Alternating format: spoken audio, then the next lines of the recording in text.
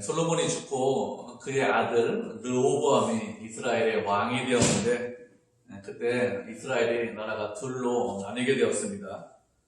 백성들이 새로 등극한 왕에게 솔로몬의 아들에게 노역을 좀 지어주십시오. 그러면 왕을 잘 섬기겠습니다. 이렇게 말을 했지만 솔로몬의 아들 르호보암은 그 말을 듣지 않았습니다. 내 새끼손가락이 선왕의 허리보다 솔로몬의 허리보다 없다 이렇게 이야기를 했죠. 솔로몬이 지금까지 채찍으로 징계를 했다면 나는 전갈 채찍으로 너희들을 징계할 것이다 이렇게 이야기를 했습니다. 솔로몬보다 더 많은 일을 시키고 더 어렵고 힘든 일을 시킬 것이라고 이렇게 대답을 했습니다. 이렇게 하자 북쪽에는 10지파가 르호보암을 자신들의 왕으로 인정하지 않았습니다. 그 대신에 여로보암을 자신들의 왕으로 삼았죠. 이렇게 르호보암이 아니라 여로보암을 왕으로 세웠다는 것은 다른 국가를 만들었다는 것입니다. 이렇게 나라가 둘로 나뉘게 된 것은 하나님께서 그렇게 말씀하신 그대로 된 것이죠. 솔로몬이 우상을 숭배하고 그리고 그 마음이 하나님을 떠나자 하나님께서 솔로몬의 손에서 나라를 빼앗아서 그 신하의 손인 여로보암에게 나라를 주겠다 이렇게 말씀하셨는데 그 말씀 그대로 나라가 두 개로 나뉘게 되었습니다. 그래서 북쪽에 있는 10지파, 우리 10지파가 여로보암을 왕으로 세우고 다른 국가로 나뉘게 되었습니다. 이렇게 이스라엘은 그 전까지는 솔로몬 시대까지는 통일왕국으로 있었는데 남과 북으로 나뉘는 그런 일이 이루어졌습니다. 여로보암은 솔로몬의 신하였던 여로보암은 북쪽 이스라엘의 초대 왕이 되었는데 25절 이하의 말씀을 보면 그가 왕이 된 이후에 무엇을 했는지 어떻게 나라를 통치했는지 이런 것들에 대해서 말씀을 하고 있습니다. 여로보암은 에프라임 산지에 세겜을 건축했다 이렇게 말씀을 하고 있습니다. 여로보암은 어떤 사람이냐? 에브라임 지파 사람입니다. 세겜은 어떤 성인가 하면 에브라임에 속해 있는 그런 성읍인데 아주 중요한 성읍이죠. 전략적인 요충지입니다.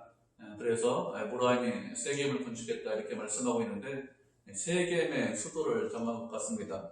처음 나라를 만들었기 때문에 수도를 정해야 되는데 세겜의 수도를 정해서 그래서 나라에 필요한 그런 건물들을 세우고 그리고 세겜성을 좀 방비를 해야 되겠죠. 그래야 국방을 튼튼히 하는 것이기 때문에 세겜성을 방비하기 위해서 이런저런 필요한 것들을 세웠다고 하는 것입니다. 국가를 운영하기 위해서 그렇게 수도도 정하고 성도 방비하는 것이 꼭 필요하죠. 그렇게 세겜만 세운 것이 아니라 더 나아가서 무엇을 건축했다고 했는가 하면 분우엘을 건축했다 이렇게 말씀하고 있습니다. 분우엘이 어디냐? 이 분우엘은 요단강 동편에 있는 성읍이 분우엘입니다. 세겜으로 수도를 정하고 더 나아가서 시간이 지나서 그래서 분우엘, 요단강 동편에 있는 분우엘을 건축했다라고 했는데 이렇게 분우엘을 건축한 것은 안전 때문에 이렇게 분우엘을 건축한 것으로 보입니다. 사울이 죽은 이후에 사울의 아들 이스보셋이 유단 동편으로 도망가서 왕으로서 이스라엘 북쪽 10지파를 통치를 했습니다. 여로보암도 이 유단 동편에 있는 분우엘이라는 성읍을 건축했는데 이것은 유사시에 잘못하면 큰일이 있으면 유단 동편으로 좀 움직여서 안전하게 지낼 곳이 좀 있어야 되기 때문에 그래서 안전을 위해서 분우엘을 건축했다 이렇게 말씀을 한 것입니다. 이렇게 북쪽의 초대 왕인 여로보암은 나라를 튼튼하게 하기 위해서 국방을 위해서 세겜을 건축하고 분우엘을 건축했습니다. 그리고 그 다음에 스스로 무엇을 생각했어요? 무엇을 생각했는가 하면 26절을 보면 이제 이 나라가 다윗의 집으로 돌아갈 것이다 이렇게 스스로 생각을 했습니다. 나라가 다윗의 집으로 돌아간다는 것은 이스라엘 백성들이 다윗 집의 자손이죠. 다윗의 손자인 르호보암 왕을 섬길 것이다 이렇게 생각을 했다는 것입니다. 이렇게 생각한 이유가 무엇이냐? 자신은 북쪽의 왕인데 남쪽 유다 왕인 르호보암을 백성들이 섬길 것이다 이렇게 생각했는데 그 생각한 이유가 무엇인가를 27절에서 설명을 하고 있죠. 만일 이스라엘 백성들이 예루살렘에 있는 여호와의 성전에 제사를 드리러 올라가면 그러면 백성들의 마음이 다 유다 왕 르호보암에게 돌아갈 것이라고 생각했습니다. 그렇게 백성들의 마음이 돌아가서 자신을 죽이고 여로보암인데 초대 왕을 죽이고 북쪽 10지파가 유다의 남쪽 유다 왕인 르호보암을 섬기며 지낼 것이다. 그의 백성이 될 것이다. 이렇게 생각을 했다는 것입니다. 무슨 뜻인가 하면 이스라엘 백성들이 성전에 제사를 드리러 올라간다 이렇게 말씀을 하고 있습니다. 이스라엘 백성들은 1년에 3번씩 예루살렘 성전에 제사를 드리러 올라갔습니다. 우리가 말씀을 한 구절 살펴보도록 하죠. 신명기 16장 16절 17절 말씀입니다. 신명기 16장 16절 17절입니다. 신명기는 모세 오경이 있죠. 창세기, 출애굽기, 레위기, 신명기니까. 신명기 16장 16절 17절 말씀입니다. 이 두 절이니까 우리가 두 절 한 목소리로 같이 읽겠습니다. 신명기 16장 16절입니다. 시작. 너희 가운데 모든 남자는 1년에 3번 곧 무교절과 칠칠절과 초막절에 내 하나님 여호와께서 택하신 곳에서 여호와를 배웠고 배웁되 빈손으로 여호와를 배웁지 말고 각 사람이 내 하나님 여호와께서 주신 복을 따라 그 힘대로 드릴지니라. 아멘. 신명기 16장 말씀을 보면 이스라엘 백성들 남자들은 1년에 3차례씩 무교절과 칠칠절과 초막절에 하나님께서 택하신 그 장소에서 당신을 배워야 된다 이렇게 말씀을 하고 있죠. 1년에 3번씩 절기 때마다 성전에 올라가서 예배를 드려라 이렇게 말씀을 하셨습니다. 16장을 쭉 읽어보면 남자만 성전에 올라가서 제사를 드리는 것이 아니라 가족도 같이 올라가야 됩니다. 성중에 노비들이 있는데 노비도 같이 올라가야 되고 또 고아와 과부도 있는데 고아와 과부도 같이 올라가고 레위인도 같이 올라가고 또 누구까지 같이 올라가야 되느냐, 이방인 객이 있으면 이방인 객도 같이 올라가라. 그래서 예배를 드려라 이렇게 말씀을 하고 있습니다. 이런 말씀이 있기 때문에 이스라엘 분들은 1년에 3번씩 성전에 올라가서 예배를 드렸습니다. 6월절, 77절, 초막절 이렇게 3번 올라갔는데 무교절이라고 했는데 6월절입니다. 이 6월절은 부활절, 지금 절기로 말하면 부활절 절기를 말합니다. 77절은 6월절 지나고 50일 지나서죠. 그래서 그때가 77절인데 지금 절기로 말하면 오순절이고 성령 감절이고 맥주절이다 이렇게 합니다. 우리 교회에서 한국 교회에서 맥주절은 조금 다르게 지내는데 7월 첫 주에 지내는데 맥주절이다 이렇게 성경으로 이야기하면 그렇게 생각하시면 됩니다. 그리고 초막절은 유대력으로 7월 15일 이후 일주일 동안 지키는 절기가 초막절입니다. 우리로 말하면 음력 8월 정도에 지키는 절기입니다. 지금 생각하는 우리가 알고 있는 절기를 생각하면 추수감사절과 비슷하다 이렇게 생각을 하시면 됩니다. 초막절은 일주일 동안 지키는데 초막에서 일주일 동안 생활하면서 하나님께서 광야에서 은혜를 주셨는데 그 주신 은혜를 다시 기억하는 절기가 초막절입니다. 초막절은 그렇게 초막을 만들어서 지키는데 절기를 지킨 이후에는 밭의 곡식을 추수하지 못합니다. 밭에 곡식이 있어도 그것을 다 잘 엎어야 돼요. 그래서 사람들이 초막절 절기 전에 다 추수를 하고 그 다음에 절기를 지켰습니다. 이렇게 이스라엘 백성들은 1년에 3번씩 예루살렘 성전에 올라가서 하나님을 예배해라 이런 말씀으로 모든 지파가 성전에 올라가서 예배를 드렸습니다. 이렇게 사람들이 절기 때마다 성전에 올라가서 예배를 드렸는데 모여서 예배만 드렸을까요? 그렇지 않겠죠. 사람들이 모이면 먹고 자고 마시고 이런 것들을 해야 됩니다. 그런데 성전에서는 먹고 마시고 자고 이렇게 하지 못하잖아요. 그럼 어디에서 먹고 마시고 자야 됩니까? 예루살렘 성 내에서 먹고 마시고 자야 됩니다. 절기 때마다 예배를 드리러 모였지만 예배만 드린 것이 아니라 모든 지파 사람들이 성 내에서 먹고 마시고 이렇게 지냈기 때문에 자연스럽게 교류를 할 수 있었습니다. 이렇게 사람들이 예루살렘 성에 모이면 그러면 그 사람들이 자신을 죽이려고 모의를 할 것이고 그리고 여로보암 자신을 죽인 이후에 그 다음에 모든 백성들이 유다의 왕인 르호보암을 섬길 것이다 이렇게 여로보암이 스스로 생각을 했다는 것입니다. 여로보암이 이렇게 생각한 이유가 무엇이냐? 그것은 이스라엘 모든 지파가 예루살렘 성에 모이면 사람들이 교류를 하게 되겠죠. 그렇게 교류를 하다 보면 남쪽 유다와 북쪽 이스라엘이 서로 비교를 하게 될 것입니다. 나라가 둘로 나뉘었기 때문에 그리고 둘로 나뉜 이후에 새로운 왕이 다 통치를 하잖아요. 정말로 통치를 잘하고 있는지 아니면 그렇지 않은지 이런 것들을 비교하게 될 것이라는 것입니다. 뭐 이전에 선왕으로 있었던 솔로몬 왕과 비교하겠죠. 솔로몬 때는 이랬는데 지금은 어떠느냐 이렇게 비교를 할 것이고, 각 지파에서 돌아가는 이야기를 할 것입니다. 이런 지파에서 이런 일이 있었고 저런 지파에서 저런 일이 있었는데, 그렇게 이야기를 하면서 그 지파 사람들은 어떻게 생각하느냐, 그리고 서로 다른 왕 아래서 살고 있는데 어떤 왕이 통치를 잘하고 제도가 어떠느냐, 무엇을 잘하고 무엇을 못하느냐, 뭐 이런 이야기를 분명히 서로 할 것입니다. 그렇게 이야기를 하다 보면 지금은 나라가 둘로 나뉘었는데 둘로 나뉜 것보다는 통일 왕국으로 있는 것이 훨씬 더 좋은 것 아니냐.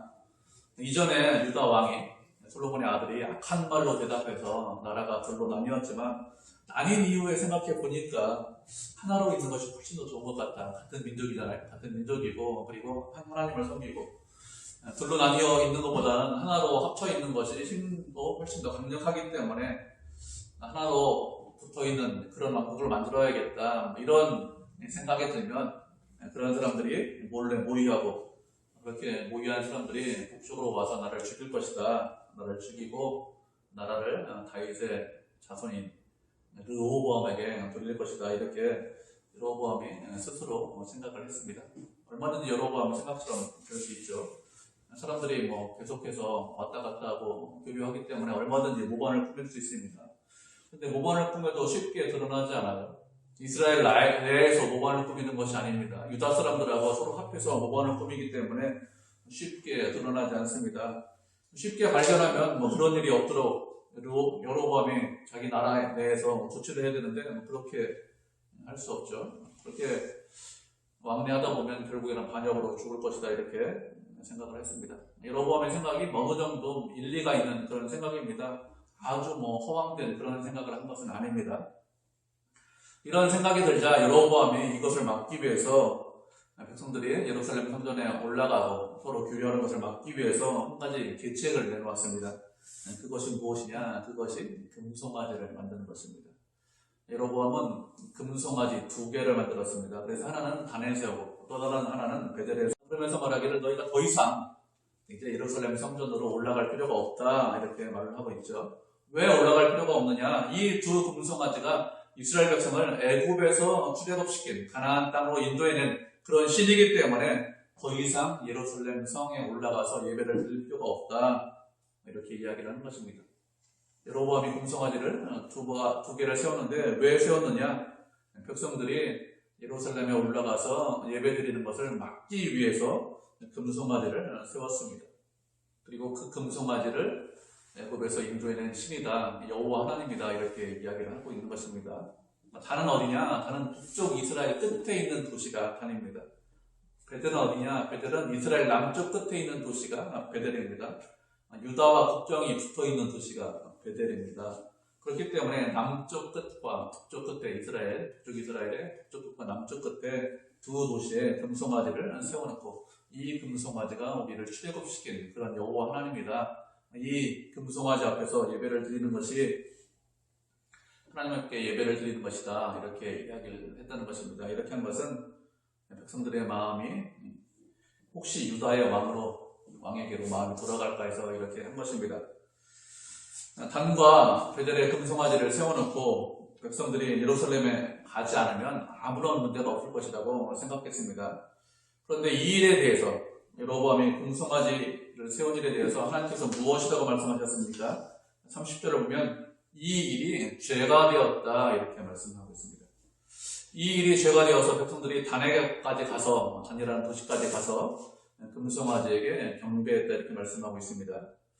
여로보암이 살면서 여러 가지 죄를 지었을 것입니다. 왕이 되기 이전에도 죄를 지었고 왕이 된 이후에도 여러 가지 죄를 지었겠죠.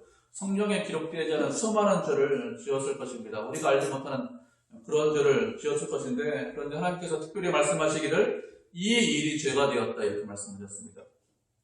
이 일이 죄가 되었다 무슨 뜻입니까? 이 일이 죄가 되었다는 것은 이것이 하나님 보시기에 아주 심각한 죄이다, 아주 특별한 죄이다 이렇게 말씀을 하시는 것입니다. 그러면 이 일이 왜 아주 심각하고 특별한 죄일까요? 이 죄가 심각한 이유가 무엇인가 하면 이 죄는 여로보암 혼자만 짓는 죄가 아니기 때문에 그렇습니다. 여로보암이 혼자만 죄를 졌습니다. 그러면 어떻게 될까요? 자기 혼자 망하면 그만입니다. 다른 사람들은 망하잖아요. 그 죄 때문에 자기만 망하면 그러면 아무런 문제가 없습니다. 그런데 이 죄, 여로보암의 죄는 혼자만 짓는 죄가 아닙니다. 여로보암의 죄로 인해서 누가 죄를 짓습니까? 이스라엘 전체가, 민족 전체가, 나라 전체가 죄를 범했기 때문에 이 죄가 개인의 문제가 아니라 민족과 나라 전체의 문제이기 때문에 심각한 죄다 이렇게 말씀을 하고 있는 것입니다. 그리고 이 죄가 또 심각한 이유가 무엇인가 하면 이 죄는 죄인지 아닌지 구분하기 어렵기 때문에 아주 심각한 죄입니다. 백성들이 금송아지 앞에서 절을 합니다. 그런데 혼자만 절하는 것이 아닙니다. 모든 사람들이 다 가서 절을 하고 있습니다. 그런데 금송아지에게 절하는 것이, 그 앞에서 예배드리는 것이 무엇이라고 했죠? 그것이 하나님께 예배를 드리는 것이다 이렇게 생각했습니다. 근데 그것도 혼자만 그렇게 생각하잖아요. 모든 사람들이 다 그렇게 생각하고 있습니다.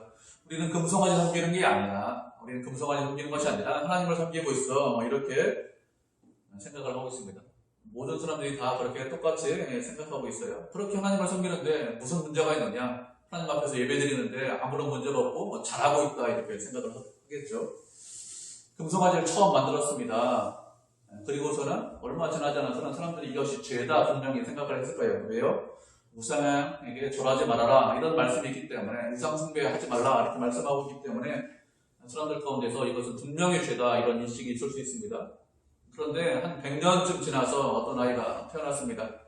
그랬더니 모든 사람들이, 주변에 있는 모든 사람들이 금송아지한테 절하고 있습니다. 그리고 주변에 있는 모든 사람들이 단과 베델에 가서 금송아지 앞에서 예배를 드리면서 이것이 하나님을 섬기는 것이야 이렇게 하고 있습니다. 그러면 그 사람, 100년쯤 후에 태어난 그 사람은 어떻게 생각할까요? 자신이 죄를 짓고 있습니다. 그런데 주변에 있는 모든 사람들이 그렇게 살기 때문에, 사회에 있는 모든 사람들이 그렇게 생각하고 있기 때문에, 그렇게 행동하고 있기 때문에 그것이 죄인지 아니면 그것이 죄가 아닌지 그런 것조차를 생각을 하지를 못합니다. 그래서 이것이 아주 심각한 죄죠. 하나님께서 가장 싫어하시는 우상을 숭배하고 있는데, 그런데 자신이 잘못하고 있는 인식조차 아예 없습니다. 그렇기 때문에 이것이 죄다, 그것도 아주 심각하다 이렇게 말씀을 하고 있죠. 개인 혼자만 짓는 죄가 아닙니다. 그리고 시간이 지나면서 점점 이 죄라는 것이 심각해져요. 죄라는 인식 자체가 없기 때문에 그렇습니다. 우리가 이 땅을 살면서 우리가 사는 세상이 어떤 세상인지, 우리가 어떤 사회 가운데 속해 있는지, 우리가 사는 세상에 대해서 반드시 생각해보고 점검을 해보셔야 됩니다. 내가 사는 사회가, 내가 사는 세상이 정말 하나님 보시기에 합당한지 아니면 그렇지 않은지 생각을 해봐야 됩니다. 모든 사람이 다 그렇게 살기 때문에 나도 그렇게 살아도 아무런 문제가 없겠지, 그렇게 사는 것이 당연한 거야 이렇게 생각한다면 그것은 어리석은 것입니다. 북쪽 이스라엘과 같은 그런 세상에서 살고 있다면, 단과 베델에 가서 금송아지 앞에서 절하는 그런 세상에서 살고 있다면 이것은 심각한 죄인데도 불구하고 그것을 아예 죄라고 인식조차도 못하고 있기 때문에 그래서 문제가 됩니다. 그렇기 때문에 우리가 어떻게 될까요? 우리가 사는 세상이 정말 하나님 보시기에 합당한지, 무엇이 잘못되었는지 이런 것들을 자꾸 점검해 보셔야 됩니다. 이스라엘 백성들 금송아지 앞에 절하라고 했습니다. 그랬더니 어떻게 했습니까? 실제로 가서 절했어요. 왜 이 사람들이 실제로 가서 그렇게 절을 했을까요? 그들이 절하는 것은 영적으로 깨어있지 못하기 때문에 이렇게 절을 하는 것입니다. 왕이 절을 하라고 했습니다. 왕이 절하라고 했기 때문에 별 문제 없겠지 이렇게 생각하고 있는 것입니다.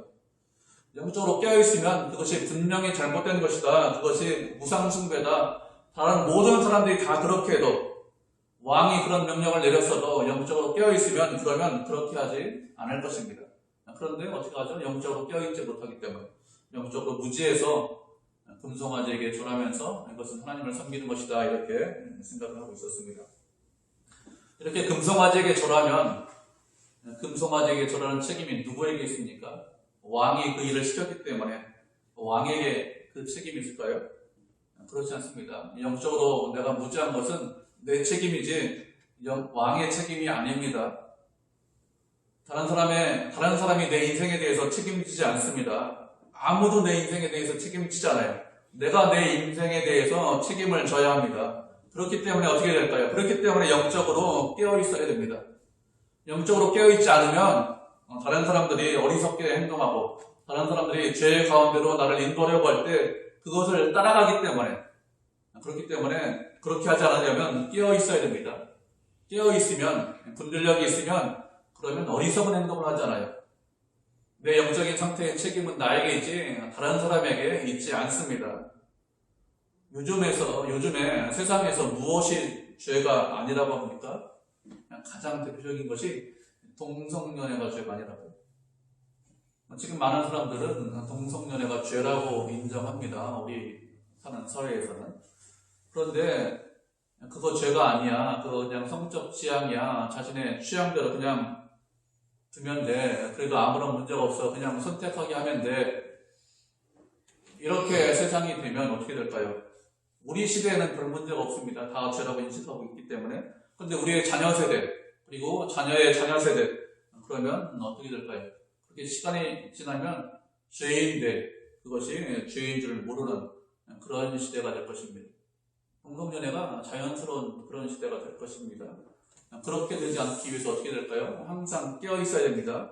깨어있어서 누가 무슨 말 하든지 그것이 문화현상이야, 그것이 뭐 자연스러운 거야, 사회현상이야, 이렇게 이야기해도 죄는 분명히 죄다, 그것은 악한 것이다, 분명히 말할 수 있어야 됩니다. 그래야 하나님 보시기에 합당하지. 그렇지 않고 그냥 세상 사람들이 그렇게 이야기하기 때문에 죄가 죄인 줄 모르고 죄가 죄인 줄 알고 있음에도 그냥 넘어간다면 그것은 하나님 보시기에 합당하지 않습니다. 북쪽 이스라엘은 어떻게 됐습니까? 나라를 세운 지 200년 만에 완전히 나라가 망했습니다. 모든 이스라엘 백성들이 여로보암의 길에서 떠나지 못했어요. 모든 왕들이 여로보암이 지은 그 죄를 떠나지 못했습니다. 다 모든 백성들이 단과 베델에 가서 우상을 숭배했습니다. 200년 동안 우상을 숭배하고 하나님을 배반하면서 살았습니다. 하나님께서 어떻게 하셨을까요? 오랫동안 참고 계셨습니다. 그렇지만 계속해서 참고 계시지 않았습니다. 결국에는 심판하셨고 결국에는 나라가 망했습니다.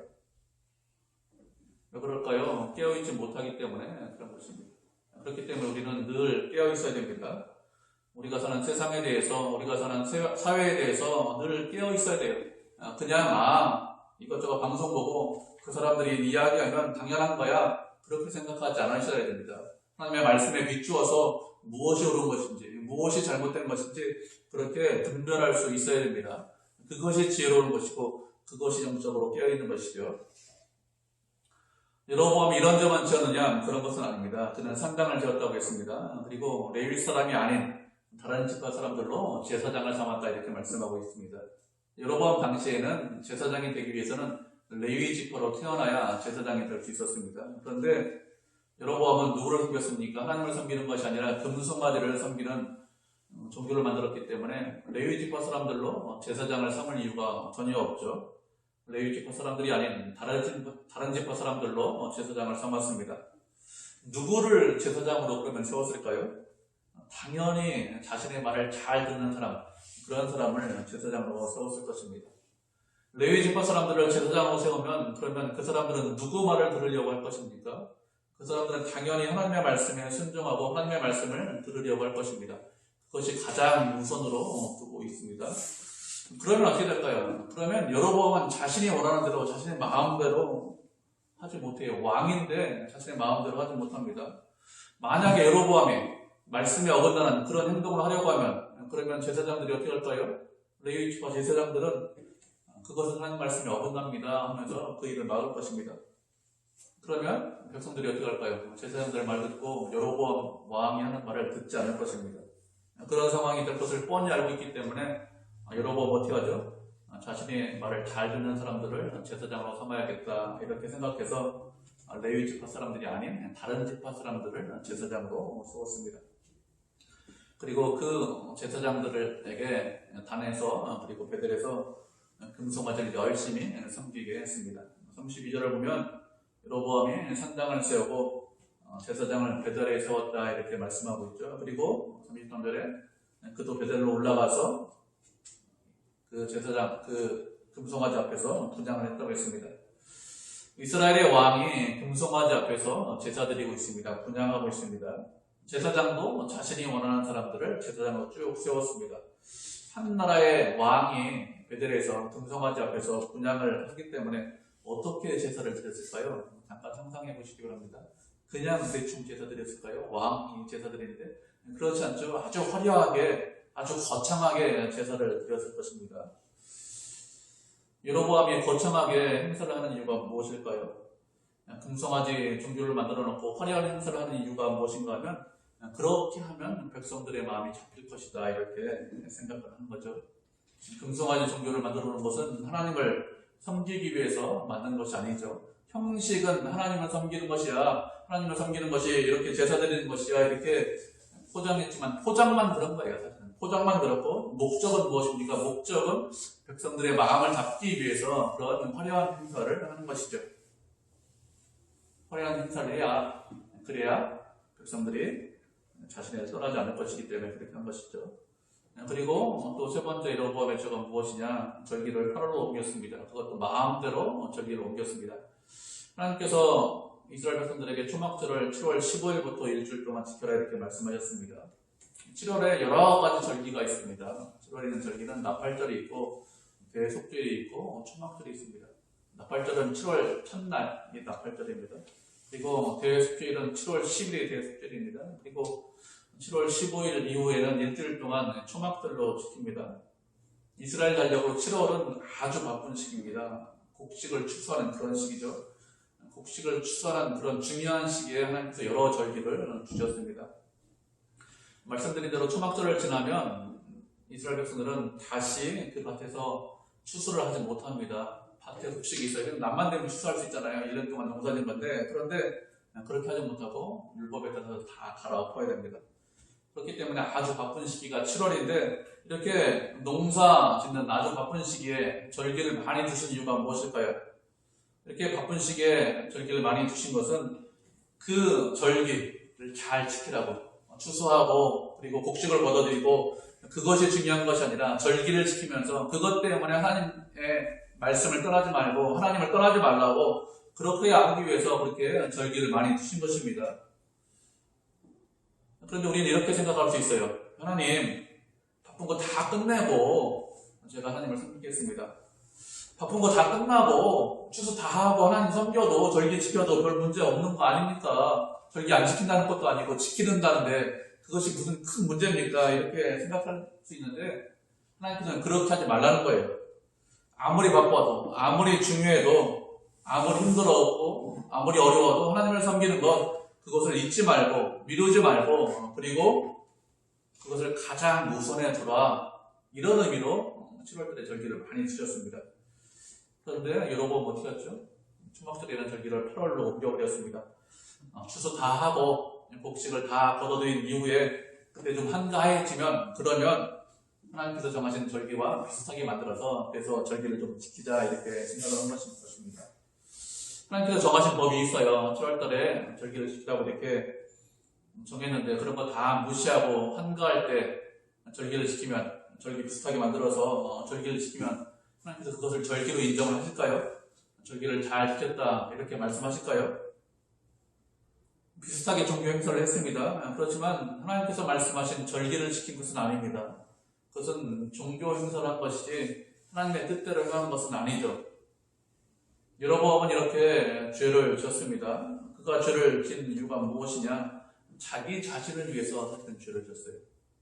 단과 베델에 금송아지를 세워놓으면 그러면 사람들이 예루살렘에 가지 않겠지. 내 지파 사람들이 아닌 다른 지파 사람들을 제사장으로 세우면 그러면 내가 그 제사장들을 내 마음대로 좌지우지하고 백성들을 내 마음대로 좌지우지할 수 있겠지. 절기를 8월로 옮기면 그러면 백성들이 좀 편하잖아. 그렇게 사람들이 편하게 생활하면 내 인기가 좀 올라가겠지. 뭐 이렇게 생각을 한 것이죠. 그렇게 하면은 내 인기가 올라가고 내 마음대로 세상 모든 것들을 좌지우지하면 그러면 더 나라를 내가 굳건하게 할 수 있지. 나라를 더 잘 따르겠지. 내가 나라를 더 잘 유지할 수 있겠지. 이렇게 생각해서 이런 일을 한 것이죠. 반역이 일어날 것을 염려했다고 했습니다. 이렇게 하면 반역이 일어나지 않을 것이다. 나라가 더 견고하게 될 것이다. 이렇게 생각했습니다. 그런데 하나님께서는 무엇이라고 말씀하셨습니까? 하나님께서는 그렇게 말씀하시지 않았어요. 아이야 선지자를 통해서 하신 말씀이 있습니다. 우리가 말씀을 한 구절 살펴보도록 하겠습니다. 열왕기상 11장 38절입니다. 열왕기상 11장 38절 한 절만 같이 읽어보도록 하겠습니다.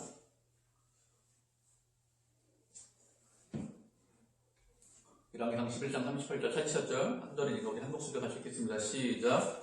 내가 만일 내가 명령한 모든 일에 순종하고 내 길로 행하며 내 눈에 합당한 일을 하며 내 종 다윗의 행함같이 내 율례와 명령을 지키면 내가 너와 함께 있어 내가 다윗을 위하여 세운 것 같이 너를 위하여 견고한 집을 세우고 이스라엘을 내게 주리라. 아멘. 하나님께서 아이야 선지자를 통해서 하신 말씀이죠. 내가 모든 일에 순종하고 하나님 보시기에 합당한 일을 행하고 다윗과 같이 말씀에 순종하면 그러면 다윗을 세운 것 같이 너를 세울 것이다.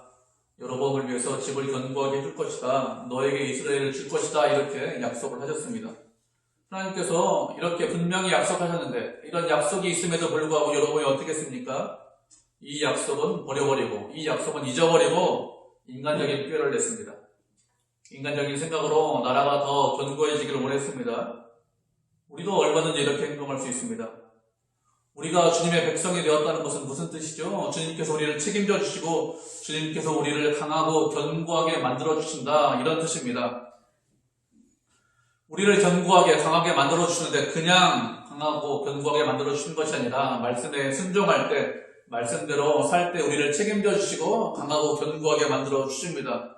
그런데 말씀대로 살지 않고 말씀에 순종하지 못하고 여로보암처럼 인간적인 생각으로 내가 내 집을 세우고 내가 내 집을 강하고 견고하게 만들기 위해서 이렇게 저렇게 행동하고 이런저런 일들을 꾸미겠다, 하나님을 떠나서 내 스스로 견고하게 되겠다 이렇게 생각하고 행동한다면 그것은 여로보암처럼 생각하고 행동하는 것이죠.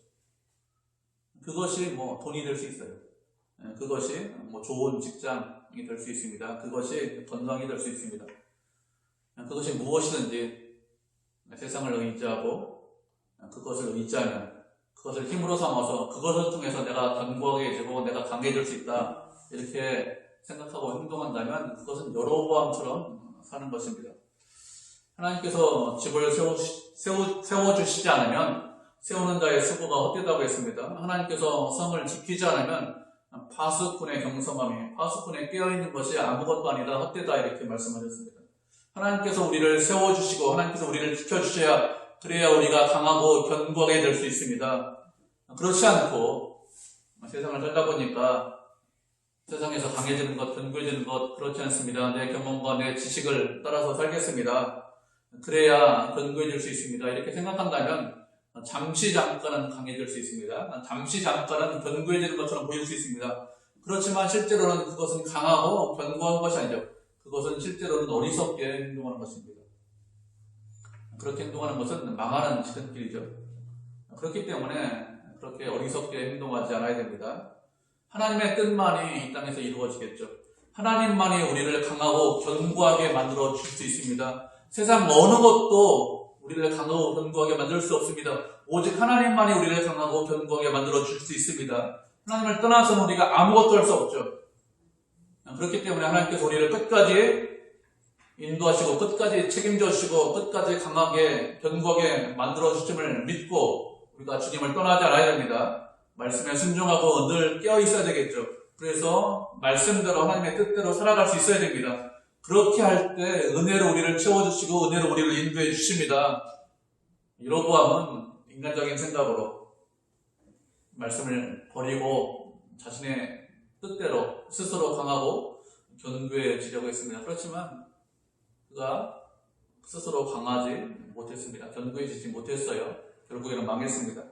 우리는 그렇게 여로보암처럼 사는 것이 아니라 하나님 안에 있으면서 말씀에 순종하고 말씀대로 살아갈 때 하나님께서 강하고 견고하게 주님을 믿고 끝까지 주님을 따라가고 주님을 의지하는 그런 성도, 그런 교회가 되시기를 주님의 이름으로 축복을 드립니다.